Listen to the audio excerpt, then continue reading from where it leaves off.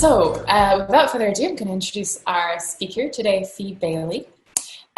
Spectrum, which is the topic of the month, is such a great theme, and for us as a team who like to celebrate diversity in its many forms, we could have taken it in any direction, really. But up until now, we realized we hadn't really shone a light on the topic of neurodiversity. Our speaker today is a writer, artist, and coach. She grew up in the 80s alongside a parent specializing in autism, while autism had yet to emerge in popular culture.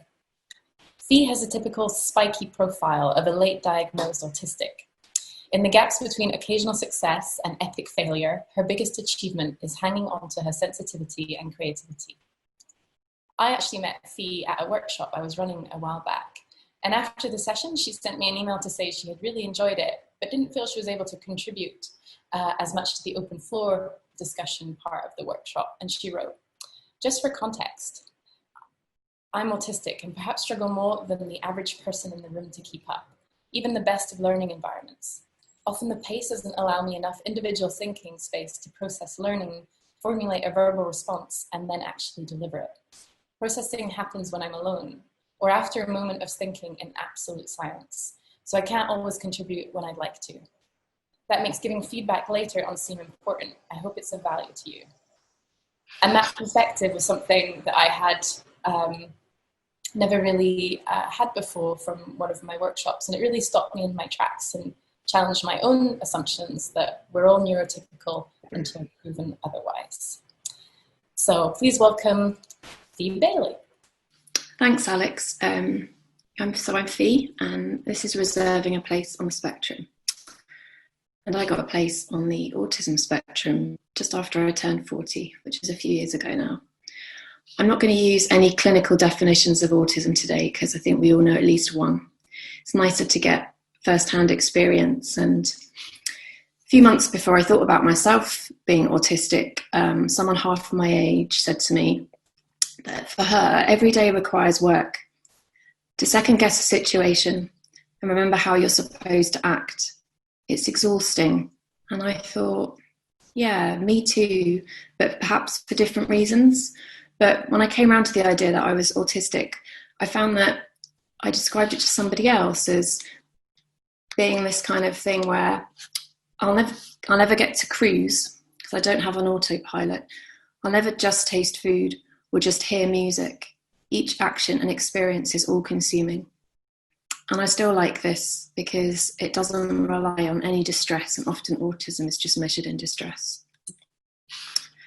I'd always assumed I was neurotypical and hadn't realised that, but I think I assumed it of my son as well. When he was about 1, he started showing some developmental differences. They were picked up by the health visitor as well as red flags.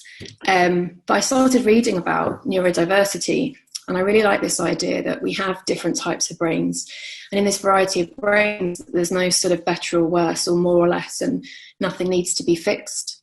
And the more I kind of explored that and went with him to some assessments for things like dyspraxia and ADHD and the autistic cousins, as they're kind of called, I thought, yeah, I could really be neurodivergent, and I ended up getting an assessment for autism as well.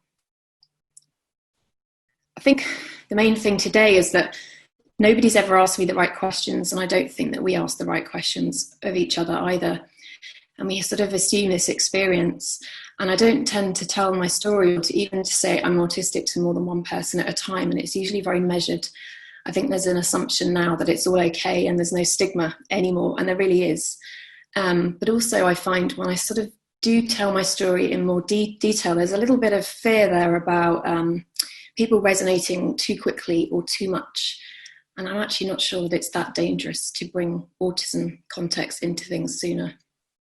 For me, the big shift came with this quote, right from the start, from the time someone came up with the word autism. The condition has been judged from the outside by its appearances, not from the inside according to how it's experienced, which I think makes it all the more important to have today's story from the inside. But what amazes me about that quote is it's from 1996, when I was just turning 20 and probably would be diagnosed today. I think I'd still be quite late. But I think that 25 years later, when I was diagnosed, that the expert specialist and psychologist who I saw still pointed out that I didn't appear to be autistic from the outside. And she was a little bit on the side of reserving her judgment, really, because I use my hands a lot and I gesture a lot. And she thought that that was a sort of non-verbal communication that autistic people couldn't do. She also pointed out that I didn't have anything on my record at my early years, preschool, about having any kind of communication delay either. And I think given it was the 70s, I was a quiet girl. I'd have had to really stand out to get something like that on my notes. In fact, I read very quickly and very young, and I read in my head too because I found it much easier. And I think, again, from the outside, that looks like it's quite useful, but it wasn't, because I really didn't understand anything that I read. And I still find fiction in third person actually really challenging to follow.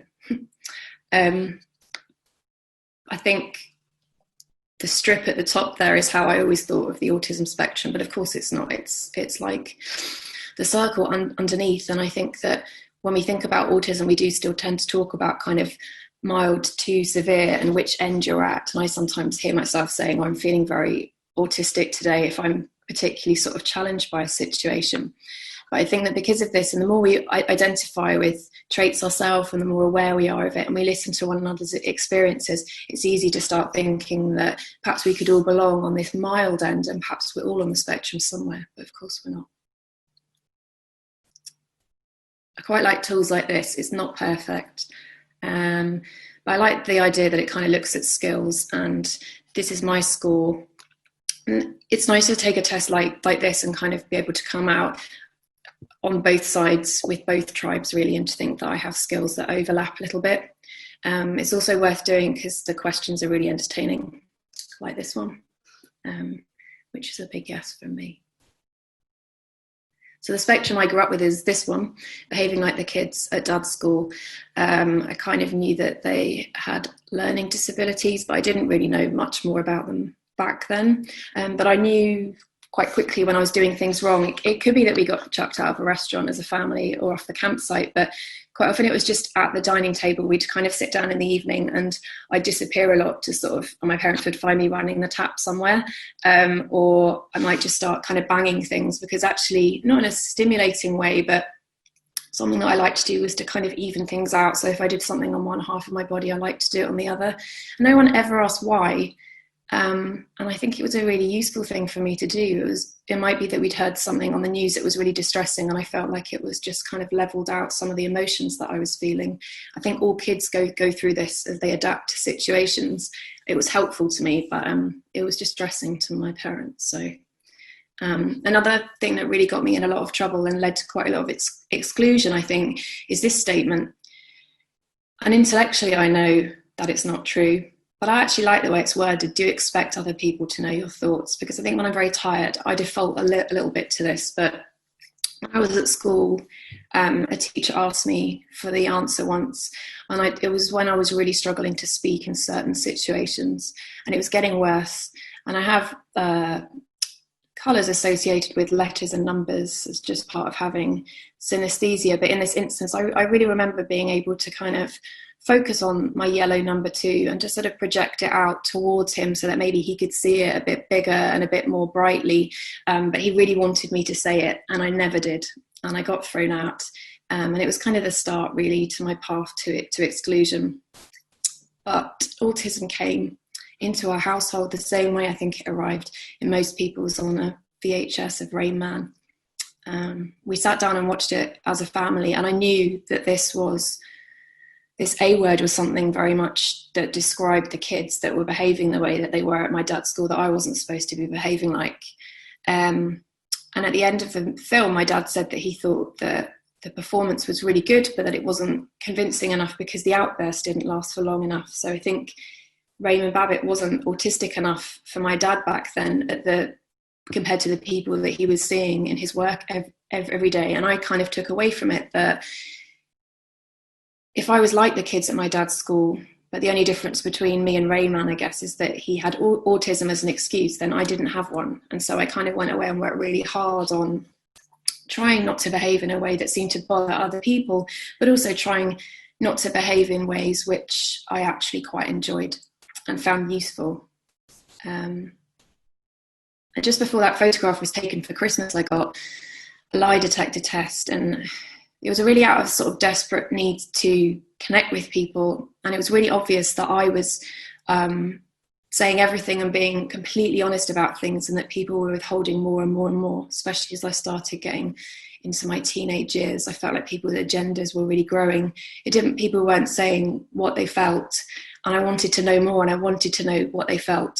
And I kind of turned that into a career, really, in counselling and just using interpersonal skills that I felt I had to work really hard at. So while these two questions on the quiz make sense as to why they'd be on an autism quiz, I think that we know now, hopefully all of us, that empathy doesn't lessen in autism at all. It just differs.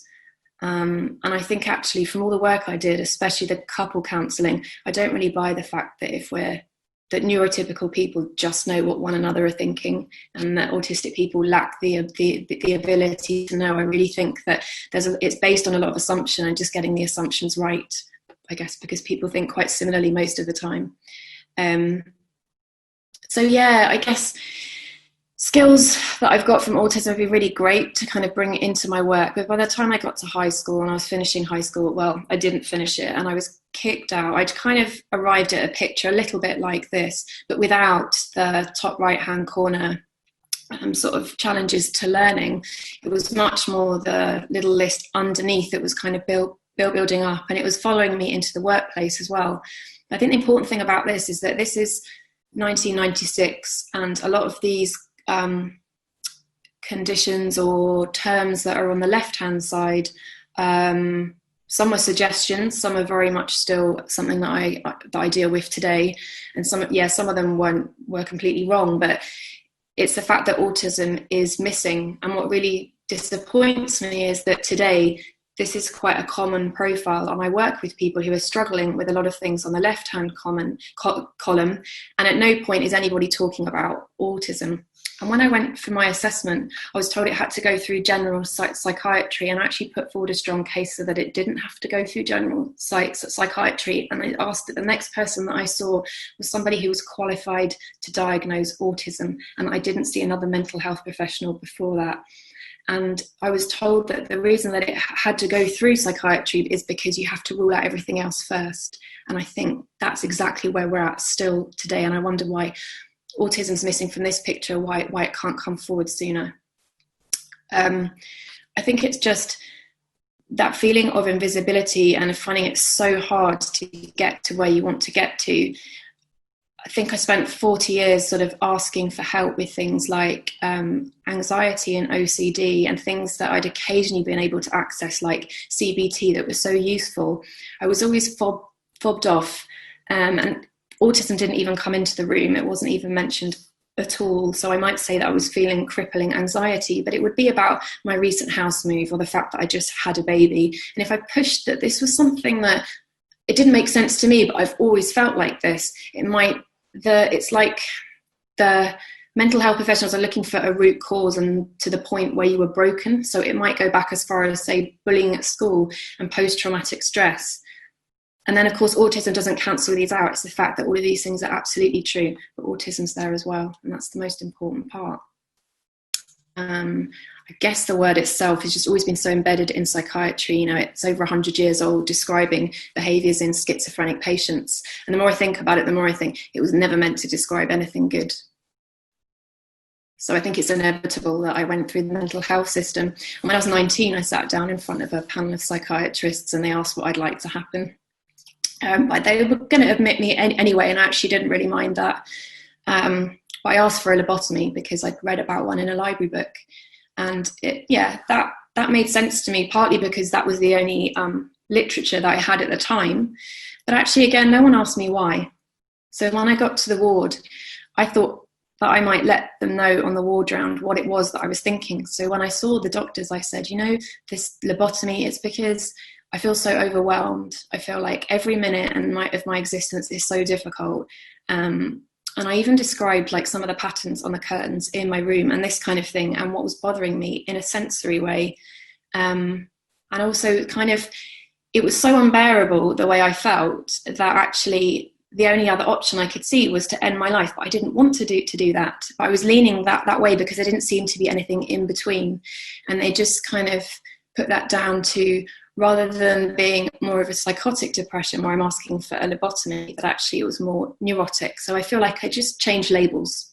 The context then is understandable, but I think the whole point before moving away from kind of mental health of this is that on the ward, the thing that I really liked to do was to draw, and this sketchbook here was taken away from me when it got to kind of lights out at midnight, and I might be given something to help me sleep, and I always had to put my pencil down. And actually, all I really wanted to do was use my creativity just in my way, and that had actually been really helping me before I was admitted. But without that, I would be woken up the next day and kind of sent to the day room to do art therapy, which usually involved making a paper mache bowl out of a balloon, exactly the same as everybody else was.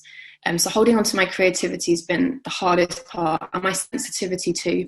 I think very much there's always this idea that if you feel fearful or paranoid, especially once you get into the psychiatric lens, that it's coming from a place that's very broken and that your experience is somehow not valid, which I really relate to, being autistic, that it's always kind of disputed.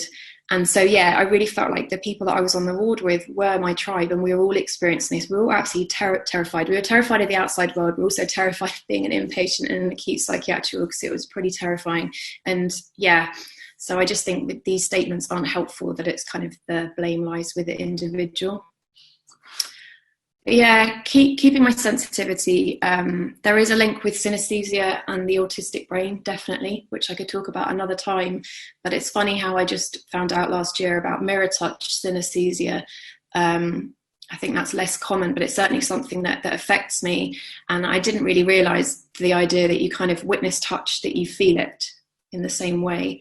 And it's not always unpleasant, but I just assumed that everybody experienced this, because if someone sees somebody falling over or banging their head, they always say, I felt that. So I literally thought that that experience was kind of a universal one. So the sensitivity part, I think it's such a gift that we all have, and we're all capable of it. And I really want my son to stay sensitive. And that feels like my kind of biggest challenge as a parent at the moment. Autistic or not, it's kind of how to hold on to that. And I think I couldn't talk about autism without shining a little light onto sort of the dark side of autism awareness. There's some really rich, big organisations out there that are making a lot of money out of fear, I think. They're looking for cures. They're looking for detecting autism in utero, for example. There's quite a lot of research about that. And if that's too late, then, fixing autistic behaviours. A lot of that is desensitising in some form or another.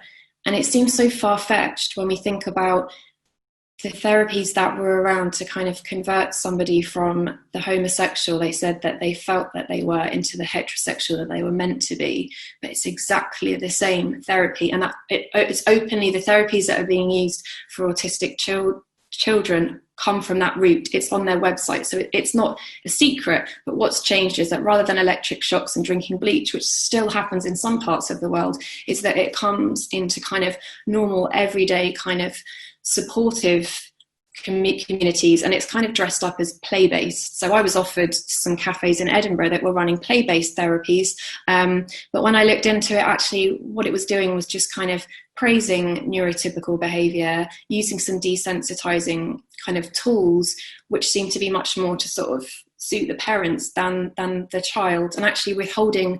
If you reward a child with their favourite toy for behaving in a neurotypical way, then you're withholding it when they're behaving in the way that's intrinsic to them. And that in itself is so damaging. And I think that's where the Let Me Be Me movement has come from. You'll find that if you use the hashtag, but the best hashtag to take away from today is the actually autistic one. If you were going to follow an extra hashtag, because it will be, it's just autistic people sharing information, and it's the best way. But based on the Let Me Be Me, I think the whole point today is like people identifying as being on the spectrum or not, is it has to end somewhere, and there's an edge to it and an end to it. So I guess we kind of end up here where you're either on it or off it. I'm on it and my son's off it. And it doesn't matter when we're at home together, but when we go out into the world, there's so many autistic spaces, whatever they are, that I can't really go into with a child. Occasionally I've pushed that a little bit and they've said actually that it's fine, but it hadn't ever occurred to them that an autistic adult might have a child who doesn't already have a diagnosis of autism, and you're therefore accessing their world. So it's this idea, I think, that autistic parents don't really exist almost. That's how I feel. But yeah, so I think moving to the social model of disability rather than the medical one has helped me massively. It means that I can go somewhere and be autistic enough and vulnerable enough to access some support that I need, but also not have to prove that I'm a good enough parent as well, and that those two things don't cancel each other out. And the other really important thing that I arrived at when I got my diagnosis, I mean, minutes after I walked out the door of the clinic, is how privileged I am to get there, because I've had to fight through so many systems and so many myths and so much misinformation to get there, that I realised that I am in such a minority. So I really support the idea of self-diagnosis, which is kind of where we end. And I think it's unfortunate that self-diagnosed autistic people can't always access the community and the support that they need to, but that is starting to change. But what I would like to take away from everything is this idea that for my son, whether he decides to identify as being autistic or not, that it shouldn't be a barrier for him. I don't want him to grow up thinking that there's a better, more neurotypical version of him, or that there's an alternative broken version of him that he has to fix. And there's something about validating all our experiences that we all have that are so different, and being able to kind of share that one space, that to me is the way of moving forward. I feel like we have to believe one another, and I don't ever want to challenge his experience, especially the sensory ones. So that's the way I'm kind of working things out with him. And we've actually never even talked about the word autism yet, hasn't even come up. So we just talk about it in our own way. And the other day, he said to me, "Oh, it takes me so long to get my shoes on, because every time I put my shoes on and you ask me to, I remember every single other time that you've ever asked me to put my shoes on." And he said, "It's funny, it always rushes into my brain when things like that happen. And sometimes it feels awful and sometimes it feels really nice." And I said, "Yeah, me too." Thank you. The first question I want to ask before we open the floor is, obviously you've been through this full journey and you've survived it and you've gotten stronger, and now you're through your work as an artist, you're kind of helping and educating others. Can you talk a little bit about how that influences your work? Yeah, I guess it makes me want to reach hard to reach people. I've been able to get into high schools with a group of girls who are at risk of exclusion, and I think a lot of those are on their way to a diagnosis, and it was just, they were a nice group to work with, and I use writing quite a lot, so bibliotherapy tools really, whether it's telling stories or writing letters to yourself, and I've done that just for the last year under Right to Be Known, which has allowed me, actually the reason I went forward with that to try and build a community really was that I'd been working quite a lot for big organisations, and I felt that I wasn't able to disclose a lot of my lived experience. So I really like working the way I do now, where I talk about being in the mental health system and being a bit different, and sharing that sometimes before I deliver a workshop just actually opens things up. I found it works really well. Thank you. And I know we'll be sharing Right to Be Known work as well. Do we have any questions? Kat, you've been monitoring the chat just so that I don't hog the mic. First of all, the feedback in the chat has been wonderful, overwhelmingly positive. So many people want to share their thanks and how much they enjoyed your talk. Horizons expanded, brilliant. Thank you for sharing your story. So we'll share all these comments with you and make sure that you get to hear all the lovely things that people are saying. We've put a shout out for any questions, so please let us know if there's anything you want to ask. So we've got a question here. I love this thought of letting me be me. Could Fee talk any more about that? Thank you. I guess that's a movement that I came across a little bit after my diagnosis from another autistic friend, and it is a movement kind of obviously against ABA therapy and kind of changing behaviours, but this idea that you kind of are using your intrinsic motivators to learn about the world and to move through the world in your way, and that you can actually learn that way, but obviously you're going to have to change learning a little bit. And it's also this idea, I think, that the box that kids learn in at school, there's so much more additional support around it now, but the box is still the same as it was back when I started school. So that's what needs to change. So I think that's what that's about as well. Great, thank you, Fee. Chris would like to know, has there been a particular support system that has been useful? There are various communities out there. I'm not, sometimes feel like a bit of an outsider in them, but I absolutely love Number 6, the one-stop shop for, autistic people in Edinburgh. And it's quite hard to get in without a diagnosis. I mean, it's hard for them. They want to support everyone, but they were very supportive in getting a diagnosis on the NHS. I first rang them and said, I'm going private. Can you give me a name? Can you give me a rough idea how much it's going to cost? I'm never going to get one on the NHS at all. And they just said, just take a breath, stay calm, and why don't you try it first? And they were able to kind of point me in the direction of places in the meantime that I could get support from. Also, I've turned up for support with in the workplace and things like that, and I don't know, one of the other service users or one of the staff will take my son and play pool. I've been able to take my son along actually to a lot of what they offer at Number 6 Edinburgh. Thank you. Andrew Burnett says Number 6 are amazing as well. We've had a question from Michaela/Lucy who are asking something similar, so I'm going to put them forward to you. So Lucy says, I read recently that women on the autism spectrum behave differently than men, but that generally people look for how men have shown it. Have you found any differences in your own experience that indicate this sort of gender bias in diagnosis/awareness of autism? That was quite a long question, but a very good one.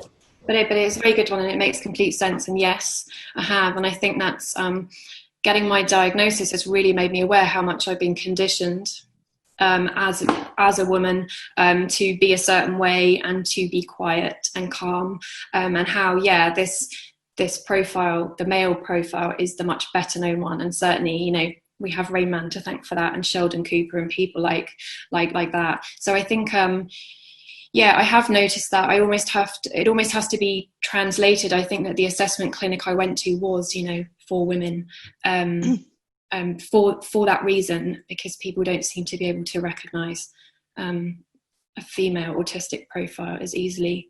I'm trying to think if there's an example for that, but it's almost like my son's really sensitive. I'm not sure if he was autistic whether he would have the very male profile that's that kind of stereotype really. But certainly, even if you take that little quiz, you'll notice that there's quite a lot of male bias in it, just things like cars and trains, I suppose. Great, thank you. We've got some more good questions, so Alex, feel free to chime in and tell me to shut up if we don't have time. So question from Claire, our own Claire. How can we as society make the changes for the better to support people on the spectrum? / if we want to learn more and educate ourselves, do you have any useful resources?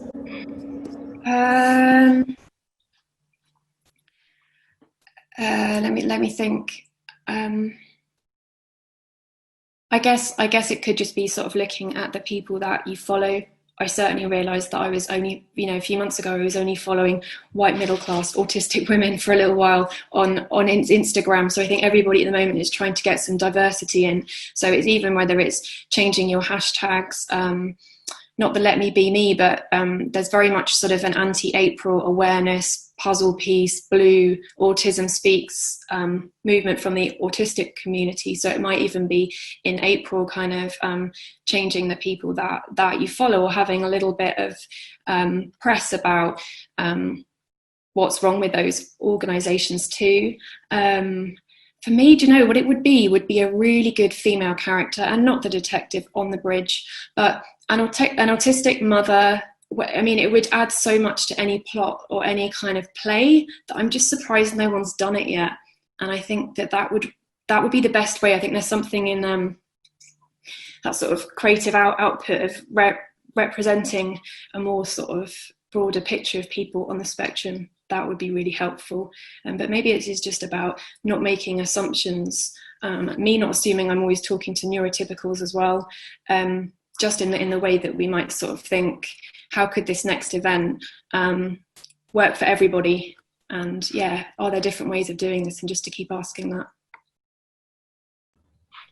Some great questions and some cracking answers. Thanks, Fee. Do we have time for one more, Alex? Sure, yeah. Wonderful. So this question comes from Anna. What do you think schools could do better to support neurodivergent children? You mentioned the box being the same. That's an interesting concept. Yeah, I don't really have that much going on for my son. I always feel like I'd be able to hand this over to someone else who's sort of, having that battle at the moment. But I feel that there's something about knowing that the children that get the labels, that get the support, that in the meantime, the ones that are flying under the radar, that are sitting in every classroom, that aren't following and don't know what's going on, whether or not things could just be done a little bit differently. If every teacher was to think that in every class they probably have these kids that aren't diagnosed and they might actually be very quiet rather than acting out, perhaps there could be a bit more space for individual thinking in the way that a lot of introverts prefer to learn. So a lot less sort of competition and teams.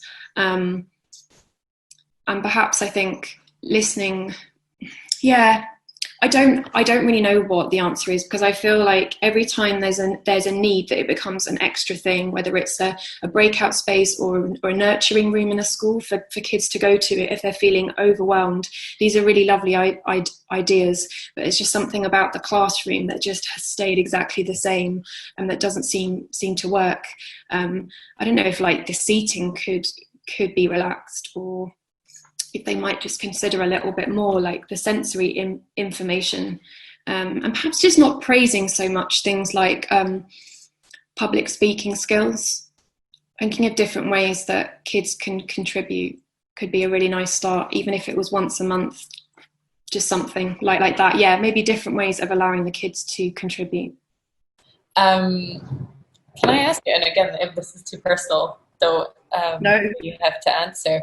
Just is so interesting, the bond between you and your son. How do you feel when you look back in the bond with your parents, like, and your late diagnosis? I think mine's quite extreme. I think a lot of autistic people have got quite good relationships with their parents. I'm estranged from my dad, and my mum and I talk, but we couldn't talk about autism because she just finds it. She doesn't really believe it. She doesn't really believe it in me. I think that's kind of common. But I think what I really kind of value when I look back at my parents is that without knowing and having the context for it, that they sometimes did some really fantastic, really intuitive things. And sometimes it was just going to play for the whole weekend at my dad's school with all the adaptive stuff. It was amazing. And it's just like a sensory wonderland. And you could get around the entire thing on wheels because it was all ramped as well. So my sister and I used to just spend days going around, and I just think, I wish I could go to a school like this. There were so many things that they did that were kind of looked at my creativity as a gift. Like they found the synesthesia just really fascinating. I think they're obviously quite drawn to things like that. The fact that my dad did specialise in autism, I'm really convinced he's on the spectrum too, but we're just from very different generations. So I think without having the context of autism for myself till my son was about 4, I really hope that I still did a little bit of that. That was kind of following my intuition, thinking he seems to like this and not like that, and that's okay. And if he wants to go to a cafe and always sit under the table, that's okay too. It's just finding the cafes that's all right to do.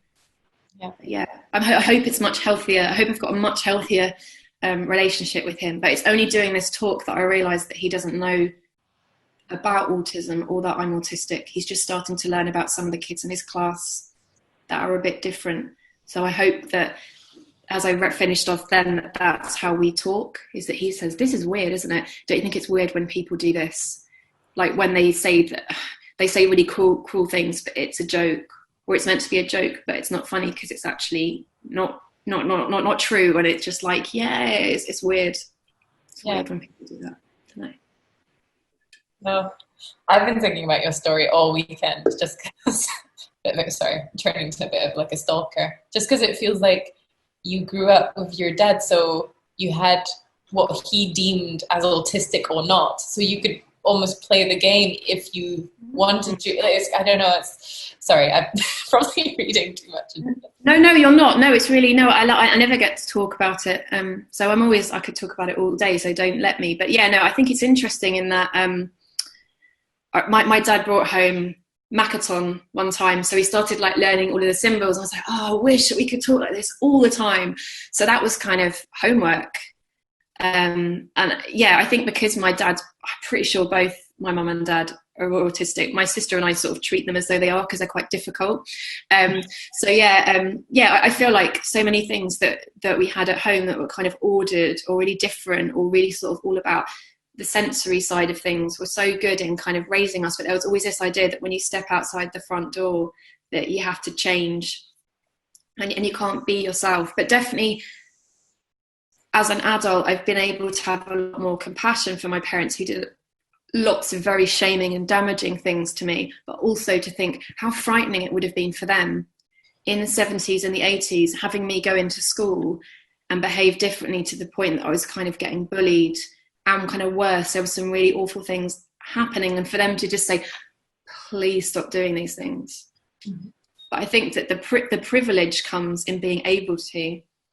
So I think where autism is really tricky, because some people have it and they have a low IQ or like tons of other challenges going on, like loads of other developmental delays. And then there are some people that are just autistic like me that actually don't have those at all. So I do feel like I'm able to compensate, which is where the high functioning term that's gone out of fashion has come from. But that in itself is so exhausting. I think that's why it's always worth mentioning that, because I think it's worth noting how tiring it is to have to go a little bit against what comes naturally.